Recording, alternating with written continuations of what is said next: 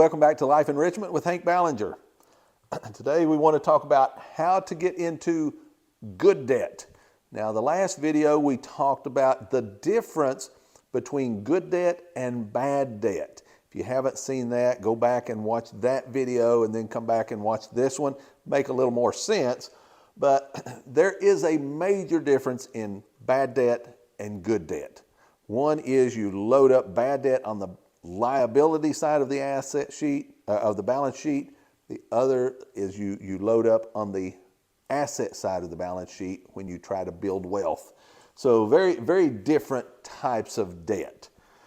But before we get into today's lesson, again, I'd like to say thank you for all of those who watch, who share it with others. Maybe you share it on Facebook. If you could, please like and subscribe to the channel.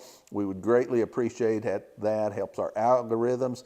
And appreciate all those who watch, and especially those who watch all the way to the end. Thank you very much. So what is good debt? Again, when you put a lot of assets on your balance sheet. Now, is that a little scary for the average person? I'm going to be telling you, you need to buy single family homes. Maybe you need to buy apartments. Maybe you need to buy Dollar General stores. Maybe you need to buy restaurants or hotels. You got to get real estate. Okay, you have to get into some form of real estate. Is that a little scary? Yes, it really is. And for a lot of people, it's almost beyond their grasp. It's beyond them comprehending that they could own real estate and build wealth, but you can do it. I have worked with many people that had the same idea, and after a little while, especially after they buy their first piece of real estate, and then maybe the second, the third, then they start getting into it and they say, you know, this isn't too hard. You can do this. And I've had many people take my classes, and then they'll say, well, yeah, maybe I'll like to buy one piece of real estate, and then maybe another, and then by the end of my life have maybe 10 houses.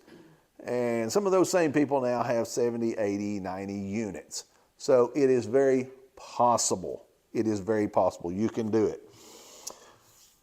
So if you're going to build wealth, if you haven't built wealth in the last 5, 10, 15, 20 years, and you think, hey, I can do it, I'm just going to keep doing what I'm doing. If you haven't built wealth doing what you're doing, you need to change what you're doing. You can't keep doing the same thing and expect different results. It will not work. That will not work. Einstein said that is the definition of insanity. You have got to change what you're doing. Change, and you can do this.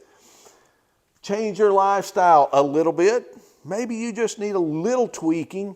Just change it just a little bit. Or you may have to drastically change your lifestyle. Love what Dave Ramsey says here. He says you may have to learn to start living on rice and beans and rice. It may be. You may have to go down the can aisle of one of your local grocery stores and just buy those stuff in that stuff in the can that's really cheap, that'll keep for years, and just eat just out of the can until you're sick of eating out of the can. But if it gets you to where you want to be, it will be well worth it. You must do things that the wealthy people do.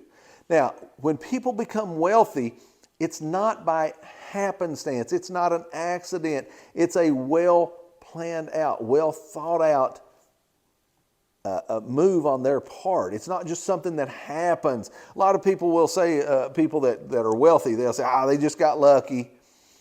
I know some wealthy people. I don't know any of them that just got lucky or just lucked their way into wealth.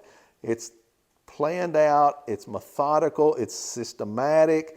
They've planned it, they've worked that plan for years, and then they achieve the goal. You can do it. It takes discipline. If you have know-how on how to buy real estate and you have discipline, you can build wealth. You can do it. But again, you have to do the things that wealthy people do, and you may have to change your lifestyle a little or a lot.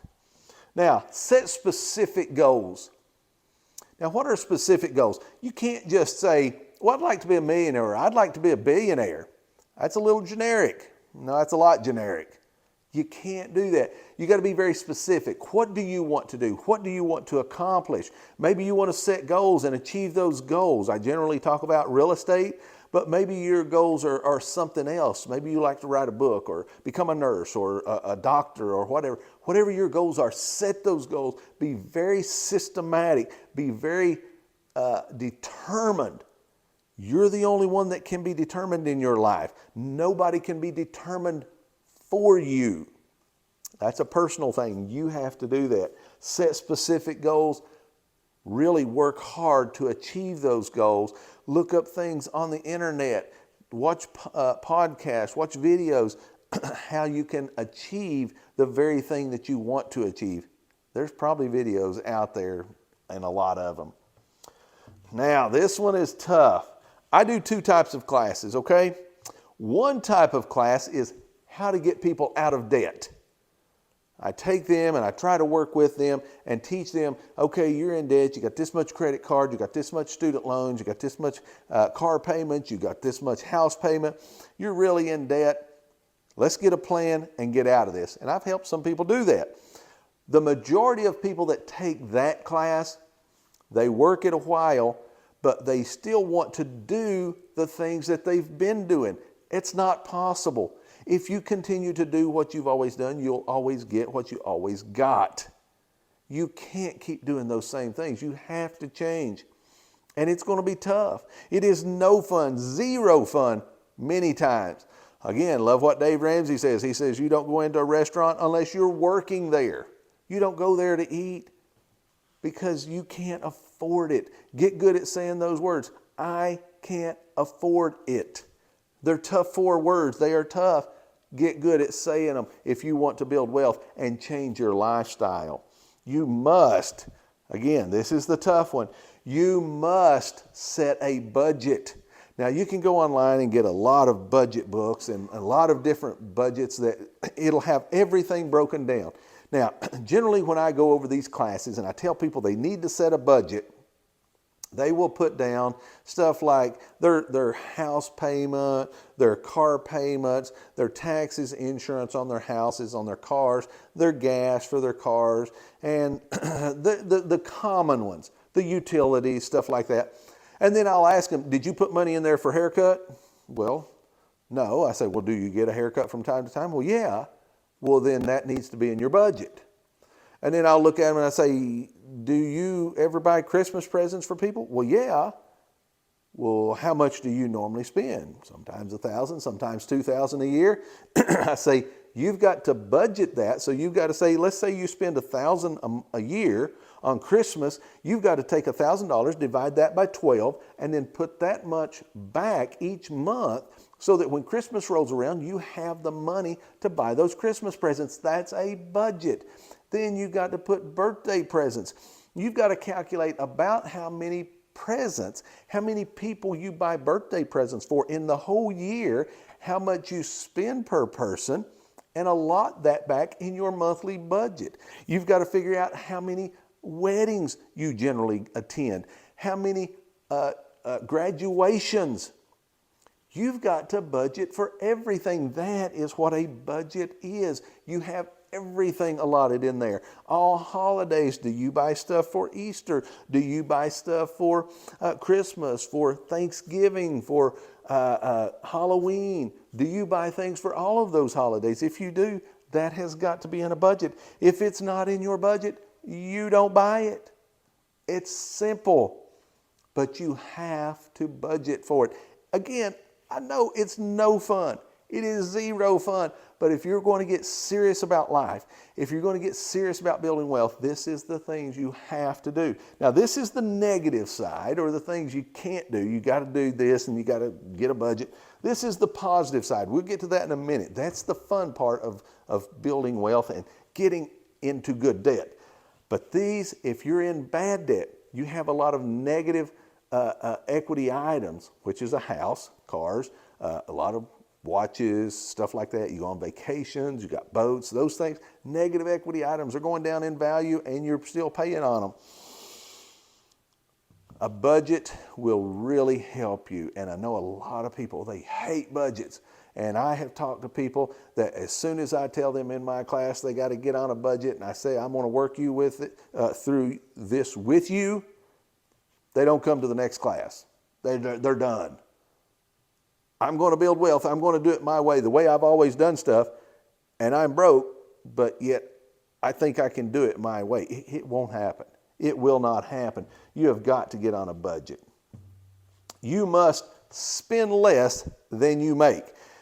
You would think that would be pretty much a given.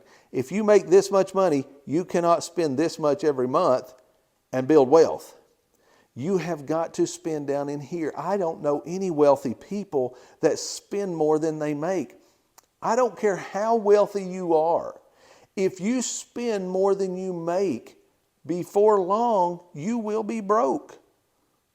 It's just mathematics, and that's pretty simple math. If I spend more than I make, I'm going broke. Plain and simple. If your income's here, your expenses has to be down here. Now, as you build that income up, you can eventually start raising your cost of living or your style of life. You can eventually, but you keep this going up a lot faster than you raise this. That's just good business. Now, be disciplined. No movies. If you're trying to get out of this crazy lifestyle and you're trying to build wealth and you're just getting started, don't go to the movies. Those things are pricey. You can rent a movie maybe, or or just watch some of those that you have at home. Or, here's another really good cheap way to do this. Get with some people that may be doing the same thing you do, trying to get out of debt, and they've got some movies. They've had them on their shelves for years. They're collecting dust. You've got some movies. Maybe you can exchange. They're free. Maybe you get you maybe a little bowl of popcorn, eat the popcorn, watch the movie. There's things you can do if you get serious about building wealth. No vacations. Vacations are pricey. They're costly. You're either going on a plane, you're driving in a car. The gas is going to cost you a lot. The eats, the hotel room, it's pricey. The shows, the dinners, the things you do, it's costly. So no vacations, no eating out. Again, unless you're working at that restaurant, don't see the inside of it. You can't afford it. I can't afford it. Very important that you learn those 4 words. Nothing extra. You got to cut things down so much. You've got to really start living small to where people think you've almost become a monk. Okay? You've got to get serious about this. And if you don't get serious about it, nobody can get serious for you. But you can do this. Do not get discouraged. Now let's go to the positive side. Let's go to the positive side. This is the fun side, okay? Here's the things you can do. With all the money, if you will get serious about this side and cut out a lot of bad spending and save even those birthday presents that you're buying people, you may even have to start telling people, listen, we're trying to work on a budget. We're trying to build wealth. Eventually, one of these days, we'll buy you a nice birthday present. But right now, we're not buying anybody birthday presents.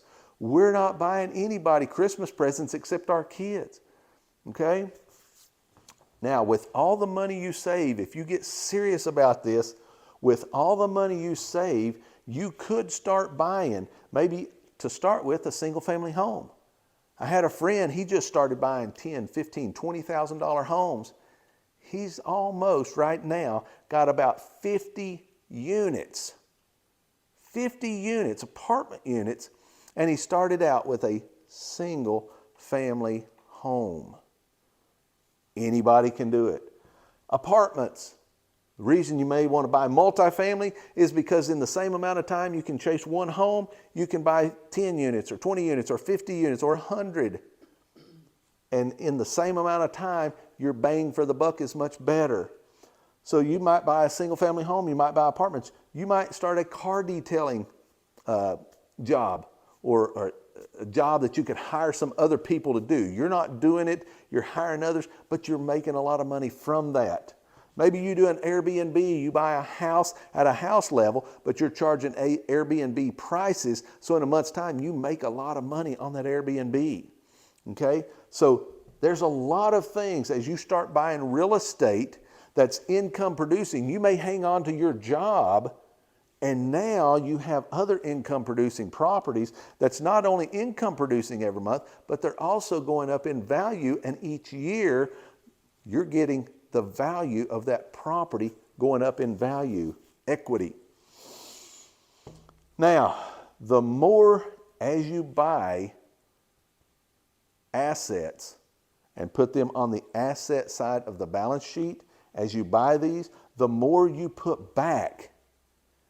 Now, some people, as they're building businesses, some people, when a business brings in money, whatever it brings in, they'll say, well, whatever the cash flow is. Now, remember what cash flow is. On any specific business, you take the income, and then whatever the expenses are, the delta between the two is cash flow. If my income is here and my expenses is here, this is mine to keep. That's cash flow. Some people put 50% of that cash flow back into the business. Some people live on the other 50%. Some people say, no, I'm going to put 60% back into the business and live on 40. Some say, no, I'm going to put 70% back in the business and live on 30. Some say 80-20. Some say 90-10. When me and my wife got started, we both had jobs. We said, we don't need the money, so let's put 100% back in and just leave it in there. We don't need it, so let's just put it back in there so we can quickly buy more property. And the more property we buy, it's bringing in more money so we can buy more quicker. And that worked out very well. So you can do this. Build up on the asset side of the balance sheet. And the more you put back into the business to start with, the quicker you may be able to quit your job. Or if you like your job, you may keep that job and just put somebody over your businesses. It's still additional income. You're still cash flowing. You're still building the equity. You're getting the appreciation. You're getting the depreciation. You're getting the equity. You're getting the cash flow. Yeah, you got a guy that's over. You don't have the headaches of it. And maybe you like your job. Great. If that works for you, great. But again, here is the message that we want to look at today. How do you get into good debt? You've got to stop spending money that you really don't have, especially with credit cards. You've got to start being disciplined, save that money, and the money you save, start putting it into income producing property somewhere. You got to get into real estate. And the more you do that, the more you can load up on the asset side of the balance sheet, the more income you will have, and the quicker you can become redneck rich. Thank you.